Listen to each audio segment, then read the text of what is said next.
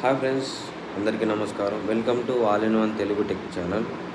So మనం ఈరోజు ఈ వీడియోలో మనం ఎయిర్టెల్ కానీ, జియో కానీ, బిఎస్ఎన్ఎల్ కానీ రీఛార్జులు, మినిమం రీఛార్జులు ఇప్పుడు ఇప్పుడు ఎందుకంటే ఇన్కమింగ్ ఎక్కువగా ఉండేది ఏదంటే జియో అనమాట.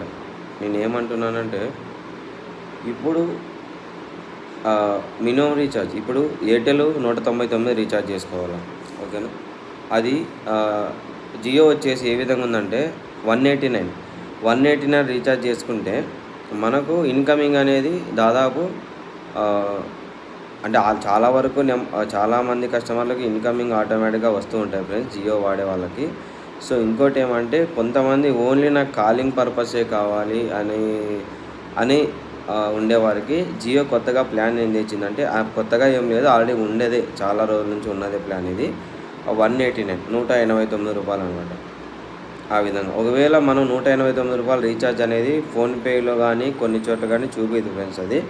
సో మనం 189 రూపాయలు ఒకవేళ మనం రీఛార్జ్ చేసుకోవాలంటే మైజీ యాప్ ఉంటుంది కదా, ప్లే స్టోర్లో మైజీ యాప్ డౌన్లోడ్ చేసి మైజీ యాప్లో మనం మన జియో నెంబర్ ఎంటర్ చేసి అక్కడ 189 మాన్యువల్గా టైప్ చేసినా, లేదంటే అక్కడ చూపిస్తుంది ఫ్రెండ్స్.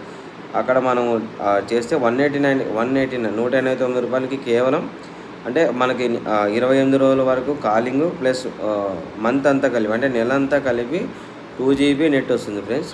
ఒకవేళ మీకు ఏమైనా ఆ రీఛార్జ్ ఒకవేళ మాకు కావాలి, ఒకవేళ ఓన్లీ కాలింగ్ పర్పస్ కావాలి అనుకుంటే మనం 189 రూపాయలు మనం మైజీ యాప్లో రీఛార్జ్ చేసుకోవచ్చు ఫ్రెండ్స్.